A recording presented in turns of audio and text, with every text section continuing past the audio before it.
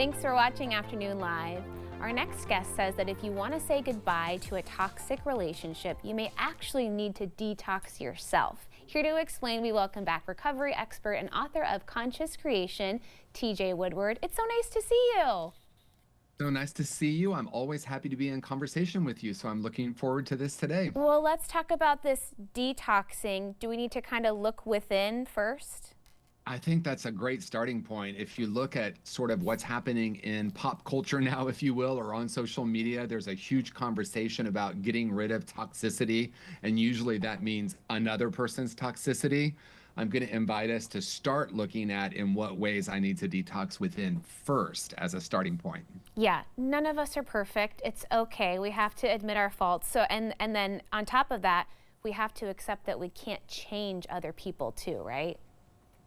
Well, I tried that for several decades and it became very difficult and frustrating. And it is funny, but it's also true. And I think the deeper root of that is I really was afraid to look within, and it was much easier for me to look at what someone else, quote unquote, should change. So I set out on a course of trying to change other people, and it was not the most pleasant experience. No, and then you make a bigger mess, and then what? So yeah, we got to kind of reverse the process here. We've talked a little bit about core beliefs before. How can we relate that in this conversation?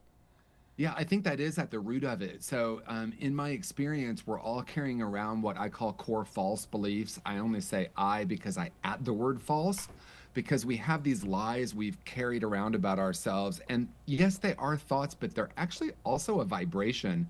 In my journey, I remember at a very early age, for whatever reason, I started believing I was unlovable. And not only was that a thought, but it was kind of like this vibration of I'm unlovable. And I kept choosing situations over and over again, unconsciously, to replicate that belief. I think so many people can relate to that experience too. And without the understanding, right, that all those years, that was kind of underlying all of this. And you got to remember not to blame yourself too, right? Yeah, I think that's key because a lot of times people will blame the other person, and then we start to realize, oh, I need to be accountable for my own behavior, my own part in this. But then we shift to blaming ourselves, and that's just going to keep us stuck. So when we shift from blame to curiosity, we can start to actually shift that and then do the deeper work of looking at where did these core false beliefs originate and how do I actually heal them? Well, and then it sounds like that's leading you down a path of reconnecting with your true self and what's really going on deep down. That's right. And you know me well enough to know that that's really the core of sort of my work and my point of view. That is, we all come into the world as these whole and perfect beings, blank canvases, and then we start to absorb and decide all these things about ourselves.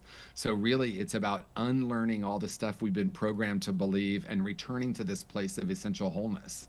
When you're focusing on that inner work, will you kind of begin to notice things externally shifting, or what are things that we should be looking for in our relationships?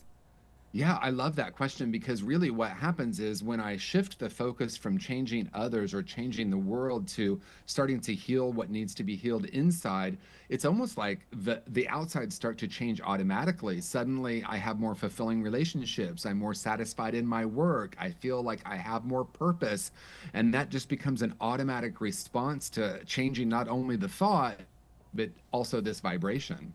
Well, and we always talk about giving ourselves grace too, right? This stuff is not easy. Even with the best intentions, you're going to make a misstep and it's going to take time. So accepting that that's okay too.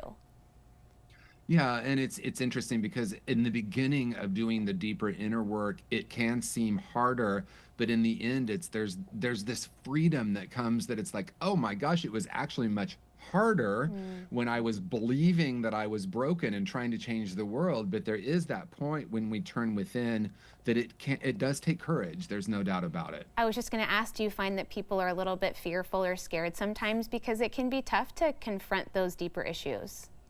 Yeah, I mean, there's a reason that the term ignorance is bliss has been so popular, right? Because when I'm sort of in denial that I have responsibility, it can be easier. But when we turn within and start to do that deeper healing, as I said, we start to find so much more freedom. So when we have safe places to start to do that, of course, it starts to build on itself. It's like, oh, wow, I feel lighter. I feel more satisfied. I feel like I have more purpose. Then I just want more of that. Yeah. Hey, I feel detoxed and uplifted already just talking to you for a couple of minutes. So thank you so much for chatting with us today.